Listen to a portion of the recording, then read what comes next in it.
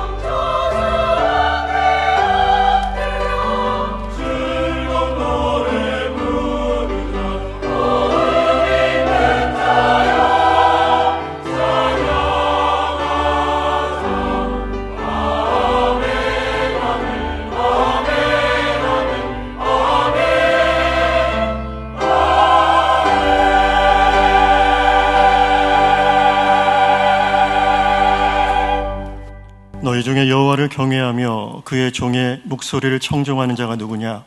흑암 중에 행하여 빛이 없는 자라도 여호와의 이름을 의뢰하며 자기 하나님께 의지할지어다. 아멘.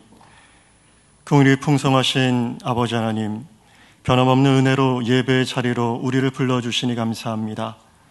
이 시간 우리가 드리는 이 예배가 하나님의 기쁨과 영광이 되길 소망합니다. 성령 하나님, 우리의 예배를 주관하시고 각 심령 가운데 좌정하여 주시옵소서. 예수님 이름으로 간절히 기도드립니다. 아멘.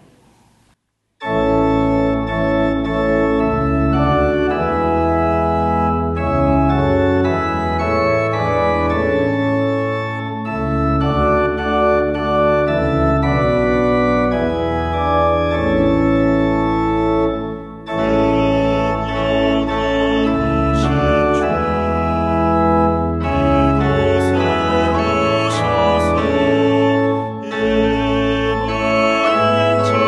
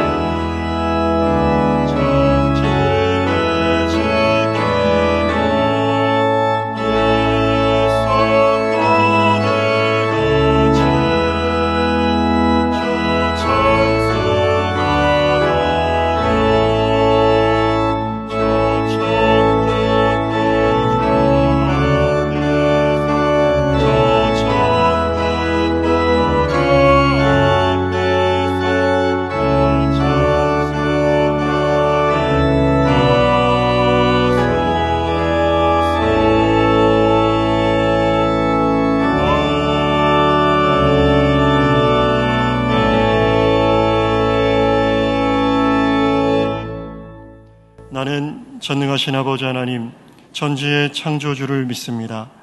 나는 그의 유일하신 아들 우리 주 예수 그리스도를 믿습니다.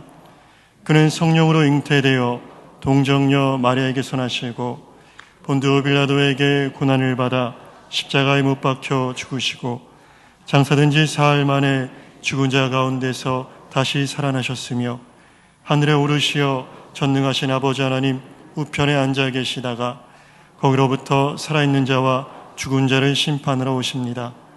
나는 성령을 믿으며 거룩한 공교회와 성도의 교제와 죄를 용서받는 것과 몸의 부활과 영생을 믿습니다.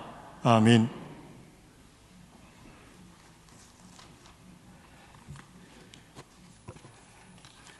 하나님 아버지, 은혜와 사랑 감사합니다. 예수님께서 우리를 구원하시기 위해 십자가를 지신 사순절 둘째 주일에 하나님께 올려드린 예배를 통해 영광 받으시옵소서.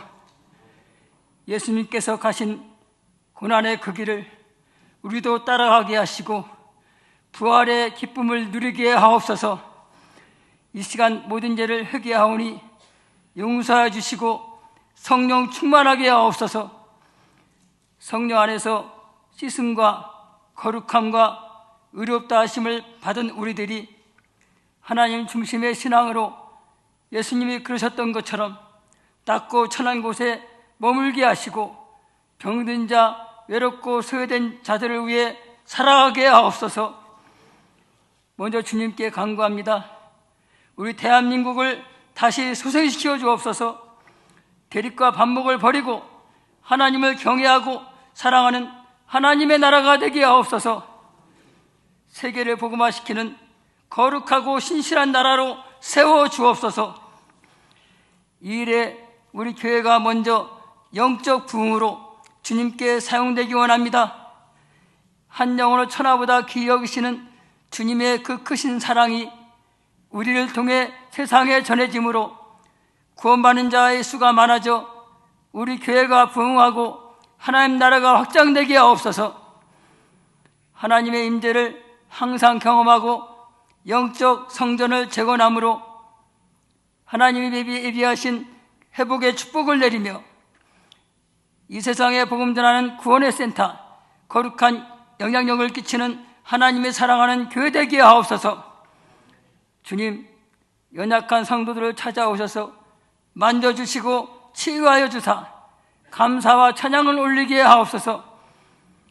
우리의 영안을 열어 하나님 나라를 보게 하시고 구원의 하나님으로 인하여 즐거워하며 기뻐하게 하옵소서. 진리를 할지니 진리가 너희를 자유케 하리라고 하신 약속대로 주 안에서 참 자유와 평강을 누리게 하옵소서. 우리에게 주신 사명을 감당할 수 있는 힘을 주시고 그로 인해 오는 어려움과 괴로움까지도 감사할 수 있는 은혜를 주옵소서. 진리의 말씀, 구원의 복음을 듣고 믿어 약속의 성령으로 인치심을 받은 우리가 예수님을 만난 첫사랑을 전하는 기쁨으로 살게 하옵소서. 오직 믿음과 감사와 은혜로 살아가기 원합니다. 우리의 삶이 때론 고단하고 힘들 때라도 예수님만 사랑하고 의지하고 따라갈 때 한없는 평강이 찾아올 것을 믿습니다. 우리 사랑하는 자녀들이 예수님을 인격적으로 만나 믿음으로 잘 자라서 다음 세대를 책임지는 구원의 계승자여 축복의 통로가 되게 하옵소서. 하나님 아버지, 주일학교가 지속적으로 부흥하게 하심 감사합니다. 어린 생명들을 신앙으로 교육하는 주일학교 모든 교사들에게 힘과 능력 주셔서 주신 소명 잘 감당하게 하옵소서. 신령한 일에 헌신하시는 담임 목사님 영육을 강건케 하옵소서. 구령의 열정으로 주의 나라 건설에 힘쓰는 주의 사자에게 능력과 권능을 더하여 주옵소서. 이 시간 말씀을 전하실 때 성령 하나님께서 사용하셔서 말씀을 듣는 자마다 영육이 치유되는 성령 충만한 시간 되게 하옵소서. 할렐루야 찬양대의 찬양을 기뻐 받으시옵소서. 우리를 사랑하사 구원해 주신 예수님의 이름으로 기도드립니다. 아멘.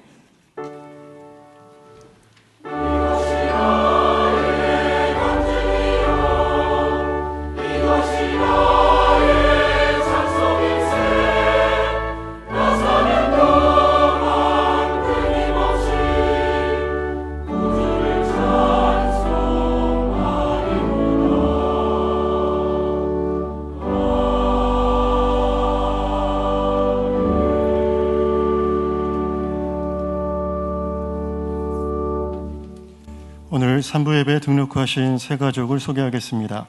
이름이 호명되면 자리에서 잠시 일어나 주시기 바랍니다. 김수화 성도님이 인도하신 박재혁 성도님, 이정옥 집사님이 인도하신 장효은 집사님, 유은경 권사님이 인도하신 이수지 성도님, 잠시 일어나 주시죠. 예, 박수로 환영하며 축복하겠습니다. 자리에 앉아주시기 바랍니다. 예배 후에 새가족실에서 뵙도록 하겠습니다. 교회 소식을 말씀드립니다. 오늘은 사순절 둘째 주일입니다. 예수님의 고난을 묵상하고 부활을 소망하는 경건한 절기로 보내시기 바랍니다. 오후 예배는 이여 권사의 헌신 예배입니다. 다음 주일 3부 예배 시 선교사 파송식이 있습니다. 모임입니다. 정기당회가 오후 1시에 있습니다. 각 기관 원례회가 있습니다. 주보를 참고해 주시기 바랍니다. 교사기도회가 11일 토요일 오후 7시 갈릴리 예배실에서 있습니다. 알림입니다. 세례자 교육이 다음 주일부터 3주간 3부 예배 후에 소그룹실에서 있습니다. 세례희망자는 교구 교역자에게 신청해 주시기 바랍니다. 온라인 교육도 가능합니다. 사순절 통독이 14일 화요일부터 17일 금요일까지 오전 9시에 이곳에서 있겠습니다. 담임 목사님께서 오늘부터 11일 토요일까지 베트남 신학교 강의, 졸업식 및 안수식을 위해서 출타하십니다. 목사님의 사역을 위해서 기도해 주시기 바랍니다. 여전도 협의회가 1층 로비에서 참기름, 들기름, 젓갈류를 판매합니다. 강서지방의 지교회 남전도회 회장단 연석회의가 다음 주일 오후 4시 영광교회에서 있겠습니다. 교우 소식입니다. 111구역 권영봉 명예권사님, 정남래 권사님께서 범사에 감사하시며 아름다운 꽃을 헌물하셨습니다. 확장 이전한 청년이 있습니다. 주보를 참고해 주시기 바랍니다. 이 시간 찬송 428장 부르시면서 봉헌하시겠습니다.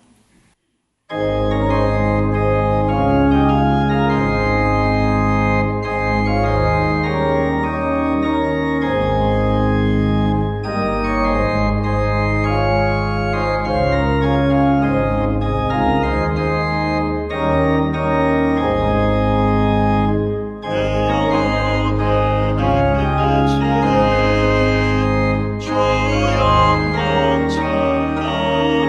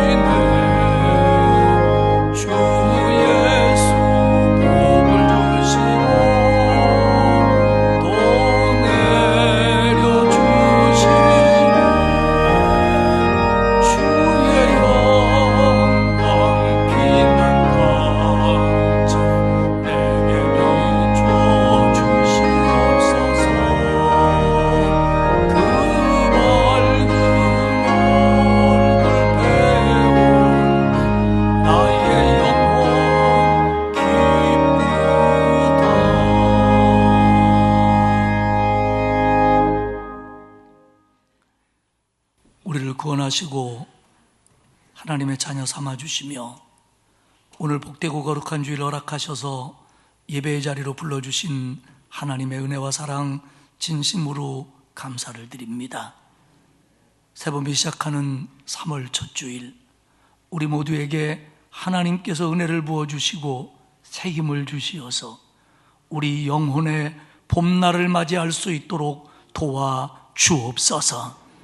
무거운 짐과 우리 안에 있는 죄들을 내려놓고 하나님이 주시는 기쁨으로 말미암아 찬양하고 예배하며 헌신하는 영혼의 봄날을 우리에게 주옵소서. 또한 삶의 봄날을 주시어서 건강의 봄, 물질의 봄, 가정의 봄, 일터의 봄을 맞이할 수 있도록 하나님 이 봄에 우리에게 응답하여 주옵소서. 하나님의 은혜에 감사하며 저희들이 오늘 예물을 봉헌하오니 아버지여 받으시옵소서. 주일헌금을 드립니다. 감사 예물을 바칩니다. 10의 1조를 구별하여 봉헌합니다. 연락하시옵소서. 그리고 드린 손길 위에 하늘의 문을 여시고 은혜와 복을 내리시사 형통하게 하시고 충만하게 하시고 응답받게 하시고 열매 있게 하옵소서. 구제헌금, 장학헌금, 국내외 선교헌금을 드립니다. 이 물질을 통해서 그리스도의 사랑이 이웃들에게 전해지게 하시고 복음의 불모지에 구원의 씨앗을 뿌리는 아름다운 예물이 되게 하옵소서. 오늘 꽃꽂이 예물을 드리는 가정을 축복하셔서 권사님 네 분이 건강하게 하시고 자녀 손들이 영육간에 복을 받게 하옵소서. 기도 제목을 담아드리는 선한금을 응답하여 주시고 하나님께서 주시는 은혜의 충만함을 경험케 하옵소서. 하나님, 온 세계가 코로나로, 전쟁으로, 지진으로, 재난으로 고통을 당합니다. 하나님 불쌍히 여겨 주옵소서. 그리고 하나님이 풀어 주옵소서. 그리고 우리나라 정말 어려운 가운데 있는데 하나님 도와주시어서 위정자를 비롯하여 우리 모든 기독교인들이 깨어 기도하게 하시고 대립과 반목은 사라지고 하나님의 공의가 강물처럼 흐르며 다시 한번 봄날을 맞이하는 대한민국이 되도록 만들어 주옵소서. 우리 성도들 모두를 축복하셔서 건강하게 하시고 연로하신 어른들에게 강건함을 주시며 병약한 성도들을 붙들어 주시고 항암 치료 등 어려운 치료에 있는 성도들에게 새 힘을, 신유의 은혜를 내려 주옵소서. 성도들이 손대하는 일과 직장에 복을 주시고 우리 자녀들의 앞길을 축복하셔서 그들의 진급, 진학, 학업, 취업, 직장과 사업, 결혼, 태문 모든 것들을 하나님이 형통하게 인도하여 주옵소서. 하나님도 우리 성도들 가운데 마음의 병으로 힘들어하는 성도들이 있습니다. 하나님 어루만져 주시고 주님의 생기와 햇볕을 그 마음에 내려 주옵소서. 오늘 새롭게 등록한 성도들을 하나님 귀히 여겨주시고 믿음이 잘 자라나 우리보다 더 큰 은혜를 받는 사람들 되게 하옵소서. 이번 한 주간도 하나님께서 우리에게 은혜를 주시어서 경건하게 사순절을 보내며 하나님 주시는 기쁨도 누리게 하옵소서. 부족한 종 베트남 사역위에 하나님의 도움이 함께해 주옵소서. 이 예배를 통하여 크신 은혜 주실 줄 믿으며 예수님 귀하신 이름으로 기도드리옵나이다. 아멘.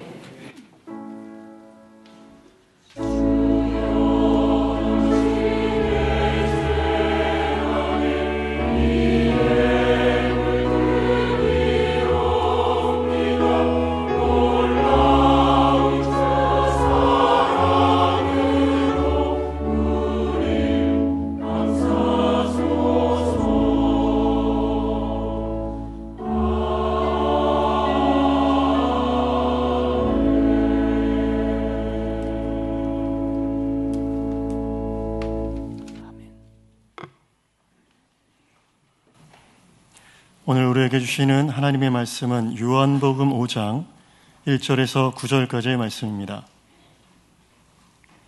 신약성경 149페이지에 있습니다. 봉독하겠습니다. 그 후에 유대인의 명절이 되어 예수께서 예루살렘에 올라가시니라. 예루살렘에 있는 양문 곁에 히브리 말로 베데스다라 하는 못이 있는데 거기 행각 5이 있고 그 안에 많은 병자, 맹인, 다리 저는 사람, 혈기 마른 사람이 누워 물의 움직임을 기다리니 이는 천사가 가끔 못에 내려와 물을 움직이게 하는데 움직인 후에 먼저 들어가는 자는 어떤 병에 걸렸든지 낫게 되밀어라. 거기 38에 된 병자가 있더라. 예수께서 그 누운 것을 보시고 병이 벌써 오랜 줄 아시고 이르시되 내가 낫고자 하느냐? 병자가 대답하되 주여, 물이 움직일 때 나를 못에 넣어주는 사람이 없어 내가 가는 동안에 다른 사람이 먼저 내려가나이다. 예수께서 이르시되 일어나 내 자리를 들고 걸어가라 하시니 그 사람이 곧 나아서 자리를 들고 걸어가니라. 이날은 안식일이니. 아멘.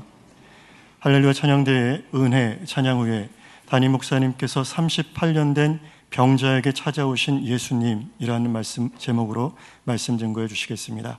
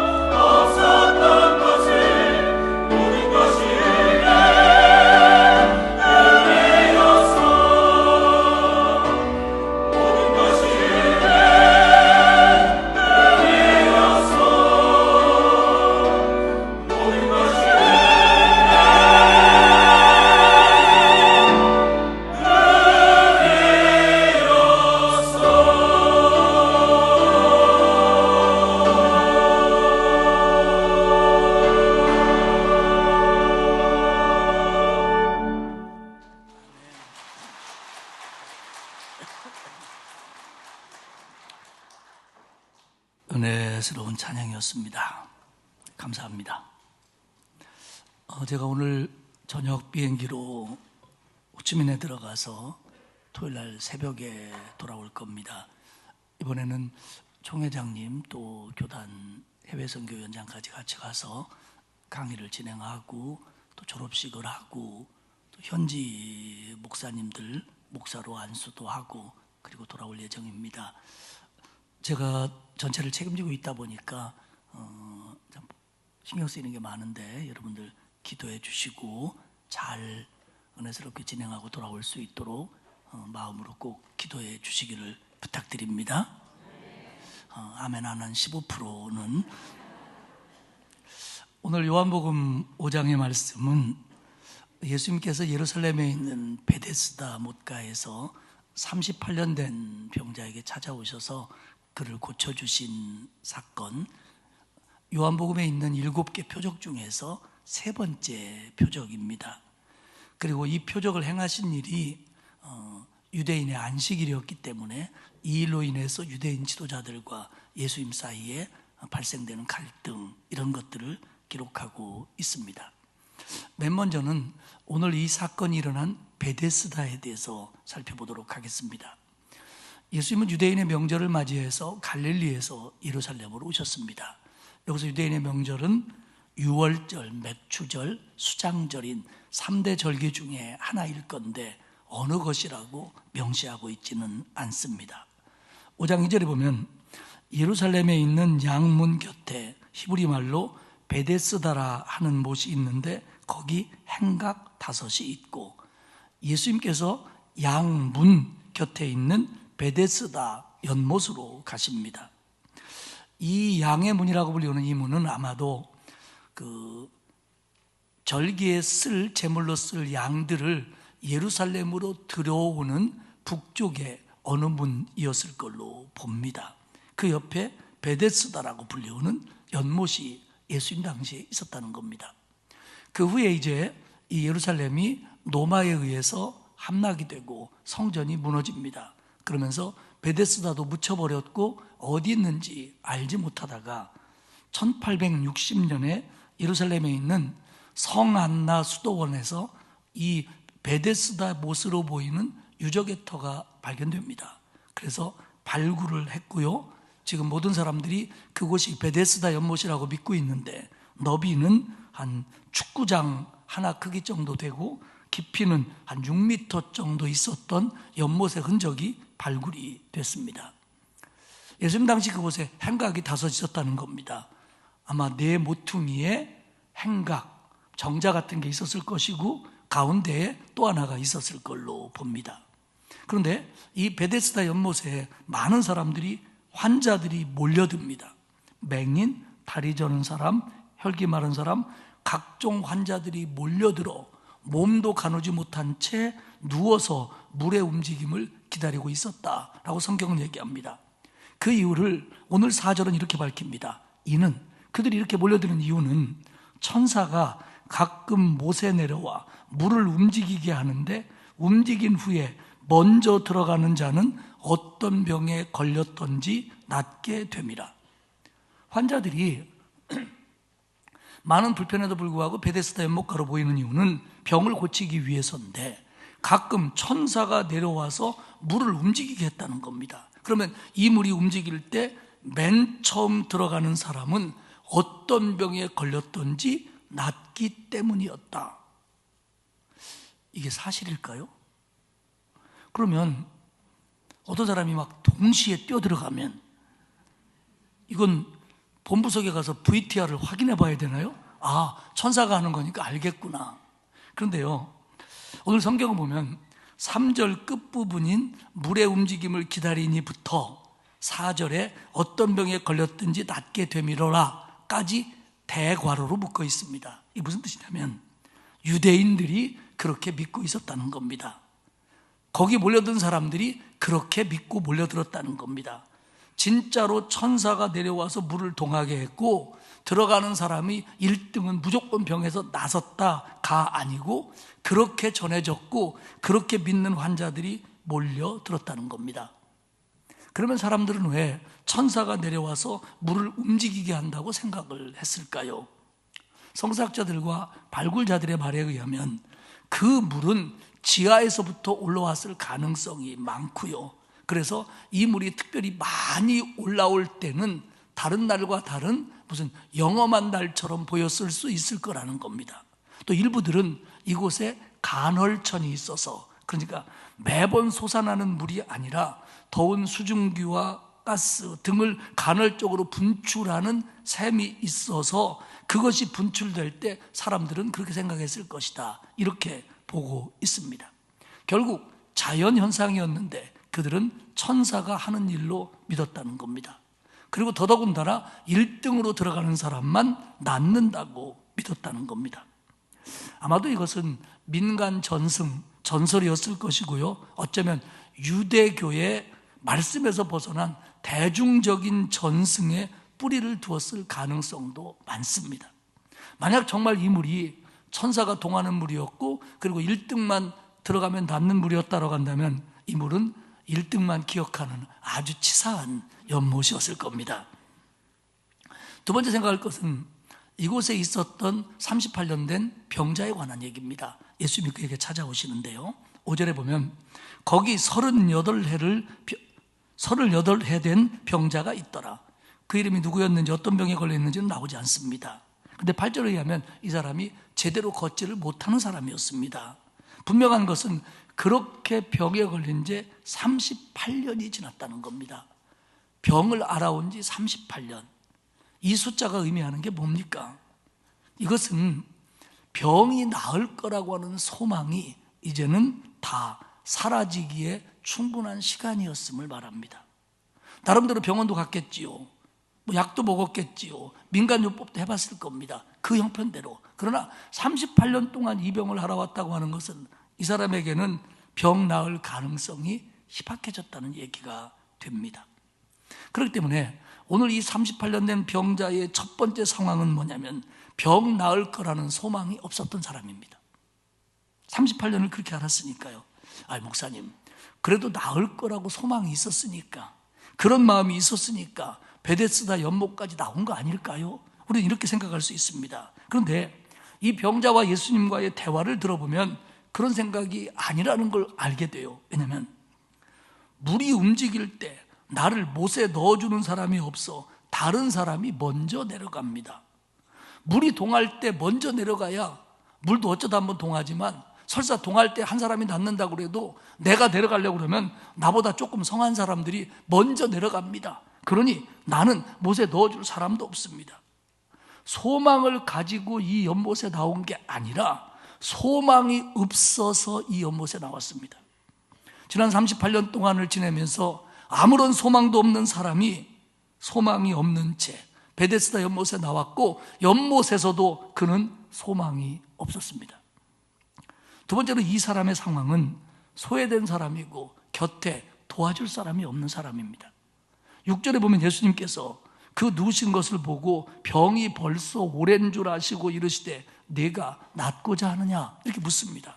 이 병자가 대답하는 말이 7절에 주여, 물이 움직일 때 나를 못에 넣어줄 사람이 없어 내가 가는 동안 다른 사람이 먼저 내려가라이다. 네가 낫고자 하느냐?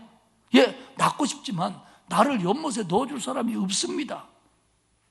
설사 물이 동할 때 맨 먼저 들어가는 사람이 낫는 기적이 일어난다고 하더라도 나는 먼저 들어갈 수가 없습니다. 다른 사람들이 먼저 들어가니까요.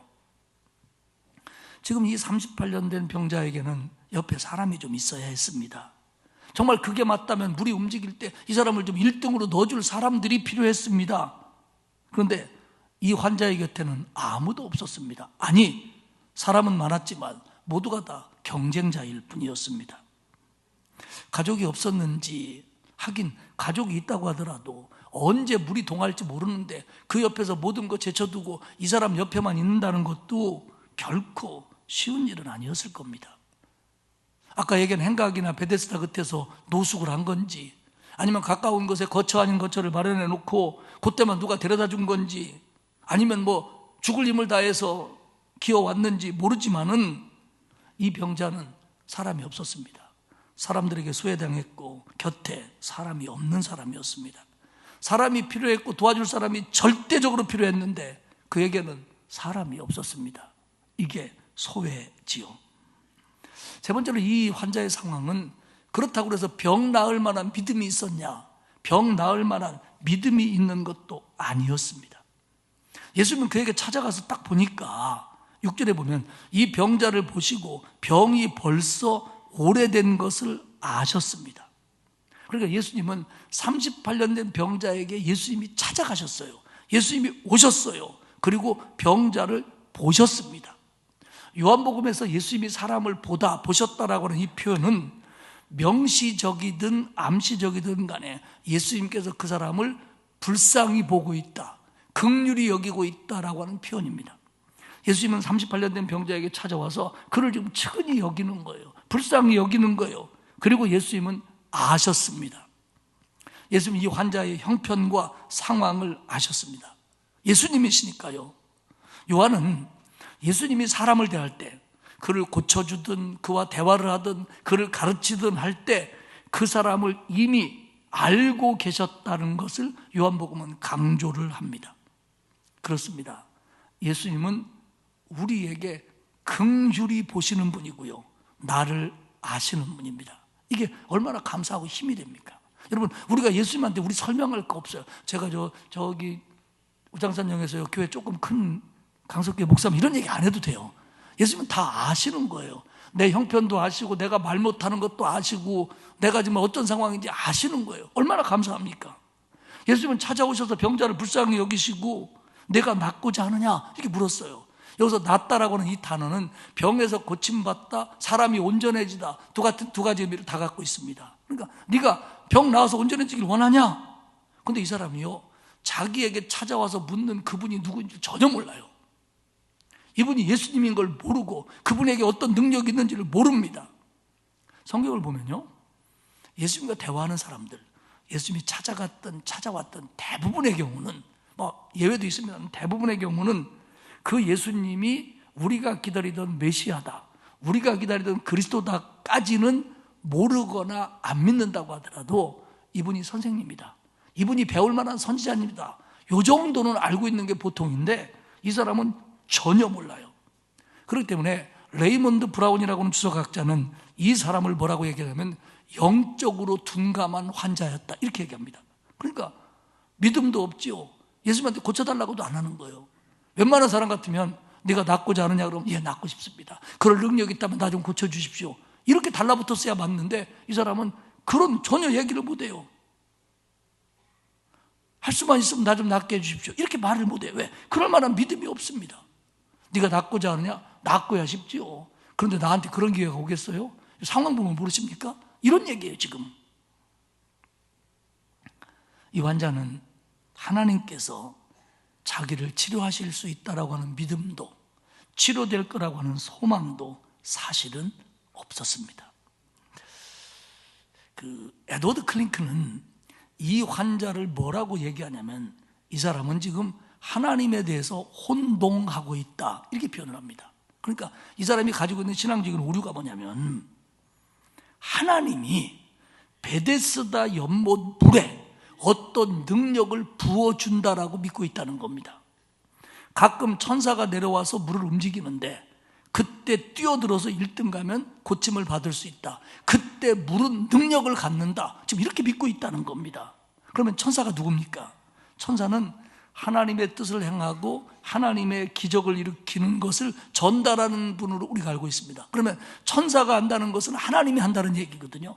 그러면 하나님이 천사를 보내어 역사가 일어나는 날 그 물이 능력을 갖는다 이렇게 믿고 있어요 지금.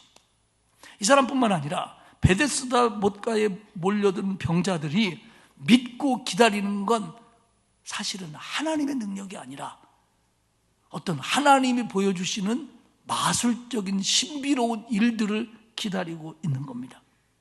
당시 유대인들은 하나님의 백성이라고 하면서 하나님을 믿는다고 말하는 사람들이에요. 근데 그들이 믿는 하나님은 그런 마술적인 행동도 하실 수 있는 분이라고 믿고 있는 거예요. 그러니까 엄밀히 말하면 고치는 능력을 갖고 계신 하나님을 믿는 게 아니라 하나님으로 인해서 어떤 장소가, 어떤 연못이, 어떤 물이, 능력이 생긴다라고 믿고 있는 거예요. 이게 에드워드 클링크는 그가 갖고 있는 하나님에 대한 혼동이다 이렇게 표현을 합니다. 한때 한국의 그리스도인들이 어느 기도원에 가면 응답받는다, 어느 기도원에 가면 병고침 받는다더라, 어떤 목사님이 능력이 있다더라, 그래가지고 이리저리로 몰려다닐 때가 있었습니다. 그때나 이 베데스다의 연못에 몰려든 병자나 사실은 크게 다를 바 없습니다. 사랑하는 여러분, 분명히 아십시오. 하나님이 아닌, 그리스도가 아닌 어떤 사람이, 어떤 장소가, 어떤 도구가, 어떤 수단이 하나님의 능력을 가질 수는 없습니다. 이건 절대로 없는 겁니다. 우리를 치유하시고 우리를 고치시고 내 기도를 들으시고 내 문제를 해결할 수 있는 분은 오직 하나님, 우리 예수님뿐이지 어떤 장소도, 그를 대신한 사람도, 그에게 간다는 어떤 수단도 결코, 물론 도움은 될 수 있지만 그것이 근본은 아니라는 걸 우리는 잊으면 안 됩니다. 예수님은 38년 된 병자에게 이렇게 말합니다. 예수께서 일어나서 이르시되 일어나 내 자리를 듣고 걸어가라 하시니, 캠벨 몰가는 이 말을 예수님이 그 자에게 한 세 마디의 명령이었다 이렇게 표현합니다. 첫 번째 명령이 뭡니까? 일어나라. 지금까지 내가 할 수 없었던 일이지만 내가 내게 명하니까 너는 할 수 있다. 일어나라. 이런 명령이라는 겁니다. 지금까지 너는 못 일어났지. 그러나 내가 일어나게 해줄 테니까 일어나라 라는 명령이라는 겁니다. 두 번째는 내 자리를 들어라 합니다. 여기서 자리는 가난한 사람들의 침구 같은 겁니다. 그러니까 아마 거기다 놓고 자기도 하고 뭐 누워있기도 하고 그랬나 봐요. 도지는 뭐라고 하냐면 이 말의 의미는 그 뜻이 재발할 때를 대비하지 말라라는 뜻이라는 겁니다. 왜냐하면 이게 이제 베데스다 연못가에 1등이 고침받는다니까 얼마나 자리 다툼이 심했겠어요. 그러니까 거기다 자리를 깔아놓는다는 건 여기가 내 자리라는 거예요. 그러니까 네가 갈 때 이제 너 여기다 자리 맡아놓지 말아라. 그 자리 들고 가라. 너 다시 아파서 여기 온다는 생각은 하지 말아라. 재발할 때를 예비하지 말아라. 이런 의미라는 겁니다. 그리고 걸어가라. 너 지금까지는 누가 너 주길 바랬지? 누가 데려다 주기를 기대하지 말고 네가 가라 라는 명령이었다는 겁니다. 결국 이 얘기는 뭐냐면 병고침의 근원이 베데스다 연못이 아니라 예수님의 능력임을 분명히 알게 해주는 명령이었다라고 이야기를 합니다. 9절에 보면 그 사람이 곧 나아서 자리를 들고 걸어가니라. 곧 나았습니다. 이 사람이 몇 년을 알았다고요? 38년에. 그러나 그 오랜 기간이, 그 소망 없던 눈물의 기간이 예수님 능력 앞에서는 문제가 될 수 없었다는 얘기입니다. 그런데요, 여기서 그 사람이 곧 나아서를 직역대로 번역하면 낫게 되어서입니다. 나아서가 낫게 되어서인데 이게 무슨 얘기냐면 이 사람의 믿음이나 이 사람이 어떤 것으로 나은 게 아니라 이 사람을 낫게 해준 예수님에 의해서 그렇게 됐다라는 표현입니다. 그러니까 결국 그 사람이 뭐 자기 믿음으로 나은 게 아니라 주님을 통해서 낫게 되어서 예수님의 명령처럼 자리를 들고 걸어 나갔다는 얘기입니다. 베데스다 물가에 38년 된 병자는 병 나을 거라는 소망이 없었던 사람입니다. 소외되어 곁에 사람이 없었고 도와줄 사람도 없었습니다. 흔히 말하는 것처럼 병 고침받을 만한 믿음도 그에게는 없었습니다.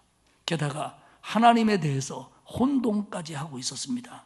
그런데 예수님은 찾아와 주셨고, 그 예수님이 긍휼히 여겨주심으로 찾아와 주셨고, 그리고 하나님의 은혜로 예수님의 능력으로 고침 받았습니다. 사랑하는 여러분, 우리가요 예수 믿고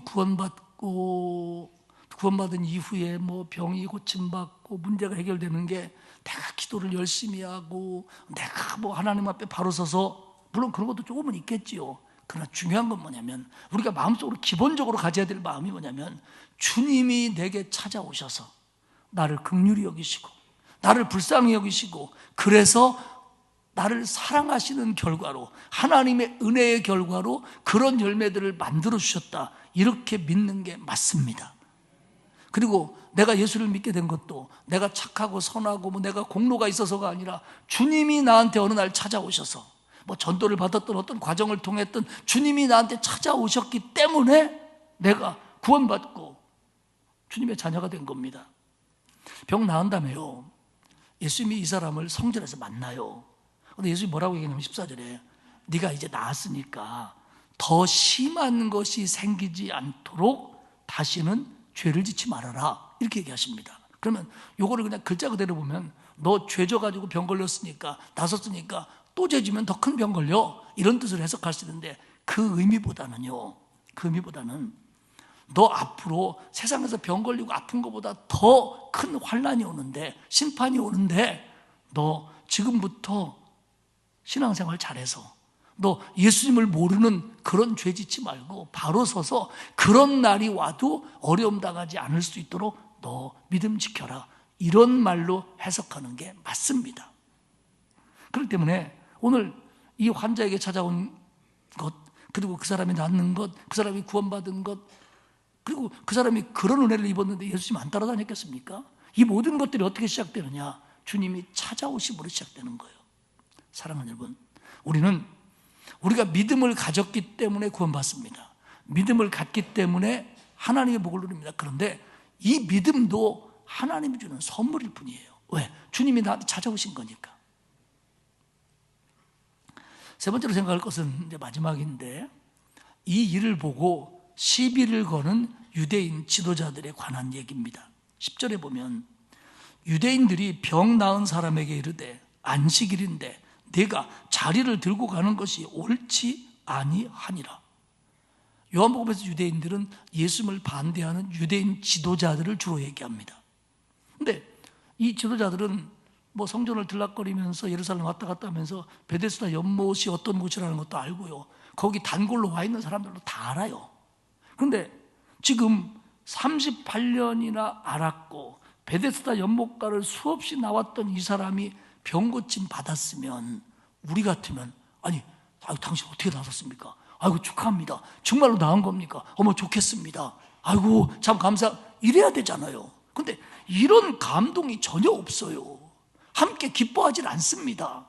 그리고 제호하는 얘기가 뭐냐면, 당신 안식일인데 자리를 들고 일어나서 가면 어떻게 해요? 이 얘기입니다. 지금 안식일, 하나님께서는 안식일에 하나님을 섬기고 일을 하지 않도록 명령을 하셨습니다. 근데 일을 하지 않다라는 게 막연하니까 유대인들은 그러면 여기서 안식일에 금하는 일이 뭐냐 연구를 좀 해보자, 그래갖고 미시나라는 책을 발간했고 그 미시나에 안식일에 해서는 안 될 39가지를 지들 마음대로 정했습니다.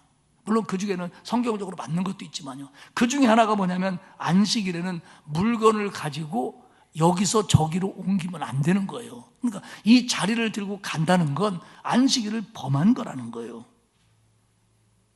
위반했다는 거예요. 너 어떻게 나섰냐? 뭐 먹고 나섰냐? 누가 낫게 했냐? 어떤 일이 있었던 거냐? 관심 없어요.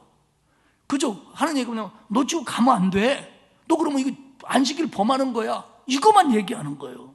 그저 고침받은 자가 겁에 먹었는지 뭐라고 얘기하냐면, 나를 낫게 해준 그 양반이 자리 들고 가라고 해서 나는 가는 것뿐인데요, 이렇게 얘기를 하는 거예요.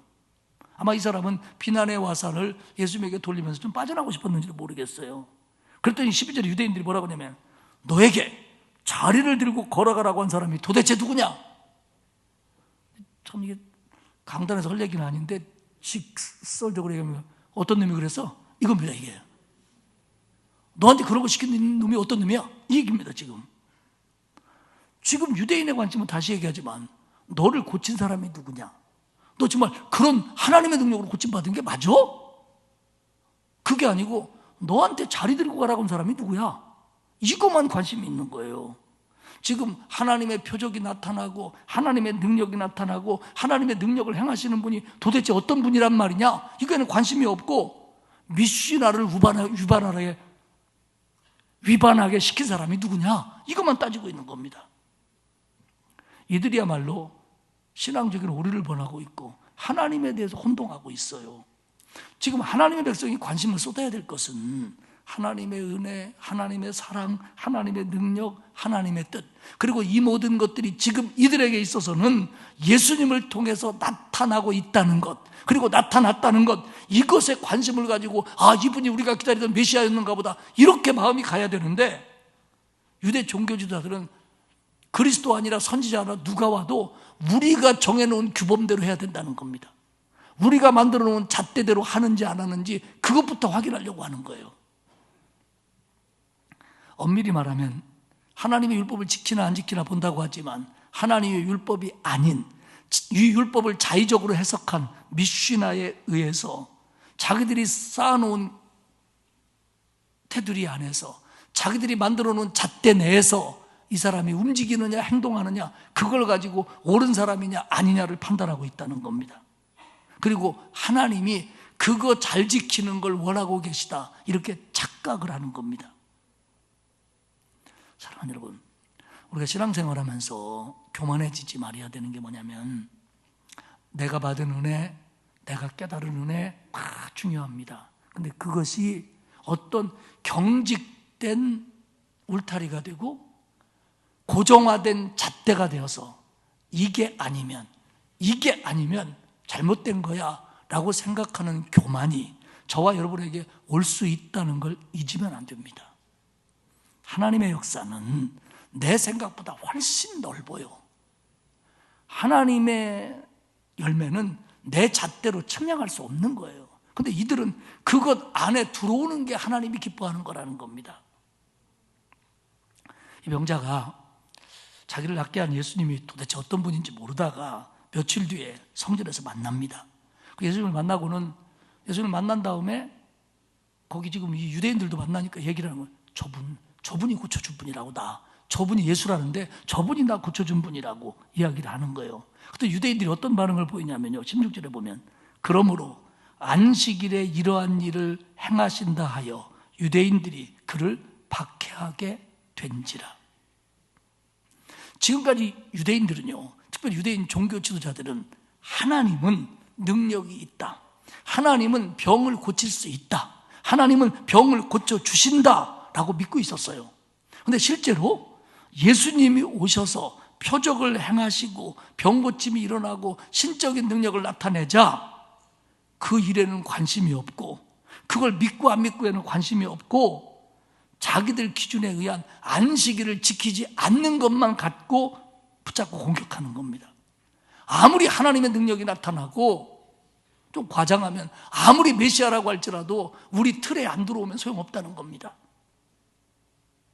이건 하나님에 대한 혼동이고 신앙적인 오류입니다. 17절에 보면 예수님이 이렇게 선언하셔요. 예수께서 그들에게 이르시되 내 아버지께서 이제까지 일하시니 나도 일한다 하시매. 유대인들의 생각은 하나님이 여세 동안 세상을 창조하시고 안식일에 쉬셨기 때문에 우리도 무조건 쉬어야 된다 이런 생각인데 예수님의 말씀은 뭐냐면 하나님이 세상을 창조하시고 하나님은 늘 그 세상을 유지하도록 인도해 가신다. 그러니까 하나님은 쉬지 않으시는 분이다. 그러므로 나도 하나님의 아들이기 때문에 하나님처럼 일을 하는 게 맞다 이 얘기입니다.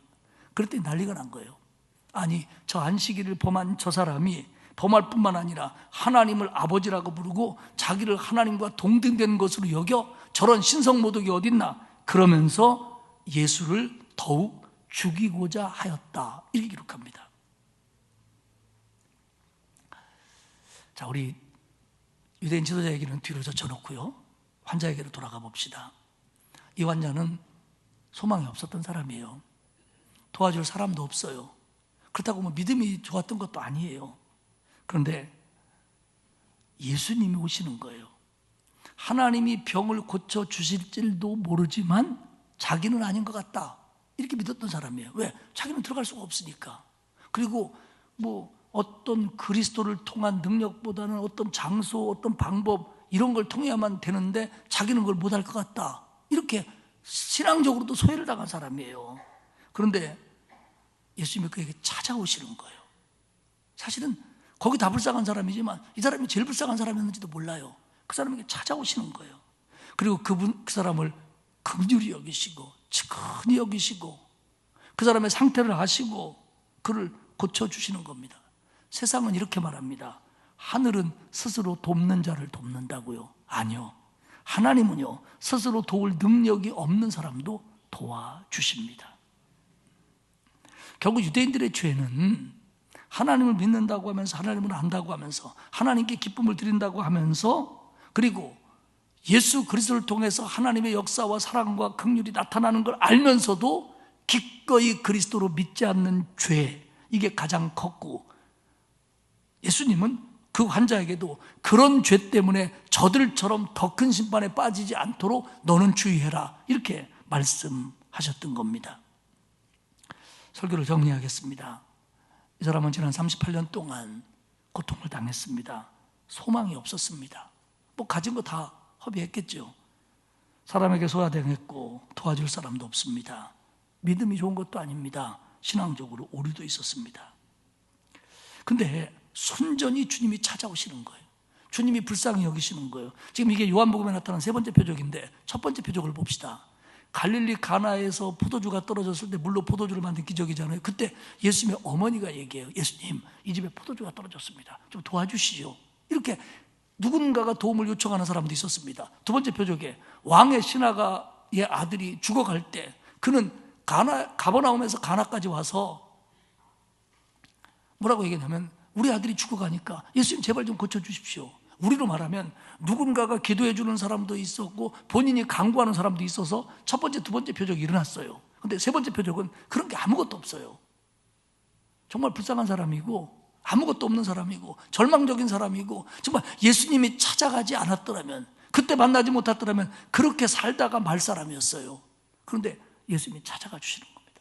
사랑하는 여러분, 우리는요, 저는요, 여러분은요, 예수님이 나한테 찾아오지 않았더라면 우리도 내 깐에는 어떻게 산다고 할지 모르지만 그렇게 살다가 주님이 얘기하신 것처럼 더 큰 어려움을 당하는 그때에 땅을 치며 후회할 사람들이었을 겁니다. 그런데 주님이 나에게 찾아와 주셨고 나를 위해서 십자가를 지셨고 내게 그 보혈의 공로를 입혀주셔서 내가 구원받고 하나님의 자녀가 된 겁니다. 또 내가 살아가면서 어려울 때마다 주님은 내게 찾아와 주셔서 내 마음을 위로하시고 나를 치료하시고 나를 격려하시고 나와 함께 또 그 길을 헤쳐나가 주시잖아요. 이게 예수님이 우리에게 베푸시는 사랑이에요. 사랑하는 여러분, 하나님의 사랑에 대해서 혼동하지 않기를 바랍니다. 그리고 교만해지지 않기를 바랍니다. 지금도 겸손한 마음으로 내 문제는 주님이 찾아오셔야 돼. 주님이 해결해 주셔야 돼. 주님의 은혜로만 가능해. 나는 부족하지만 주님은 나한테 해줄 수 있는 분이야. 그렇게 믿고 이번 한 주간도 주님의 은혜를 구하며 승리하는 저와 여러분이 되시기를 축복합니다.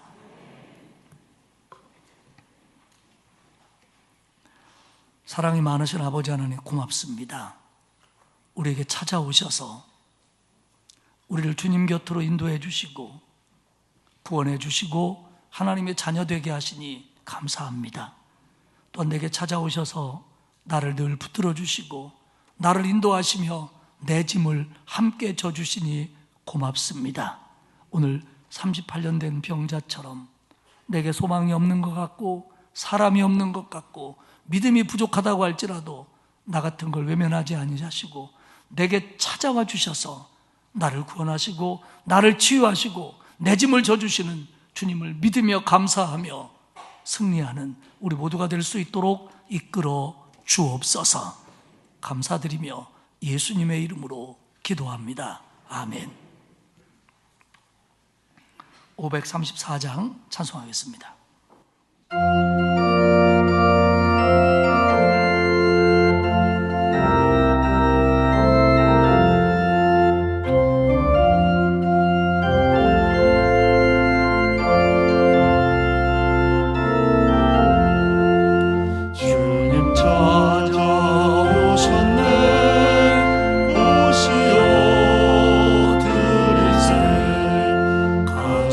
가시관을 쓰셨네.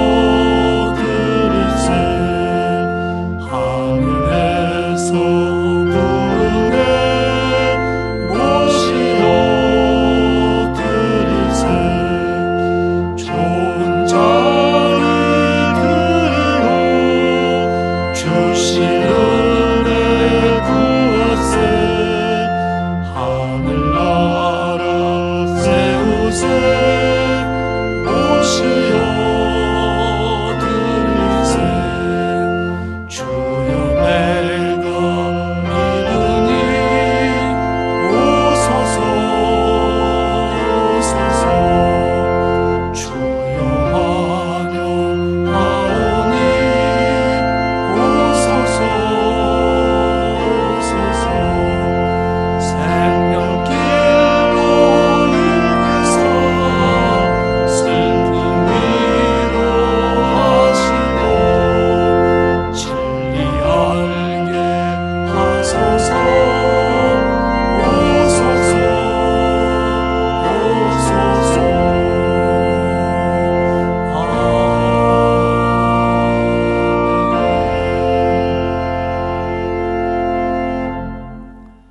이제는 우리 주님 예수 그리스도의 은혜와 하나님 아버지의 넓고 크신 사랑하심과 성령님의 감화감동 위로 교통하시는 역사가 나를 찾아와 주신 주님의 은혜에 감사하며 주님 모시고 바른 신앙길 걸어갈 것을 다짐하는 온 성도들 머리머리 위에와 그 가정과 자녀와 일터 위에와 우리 교회와 이 나라 위에 이제로부터 영원토록 함께하옵시기를 간절히 축원하옵나이다. 아멘.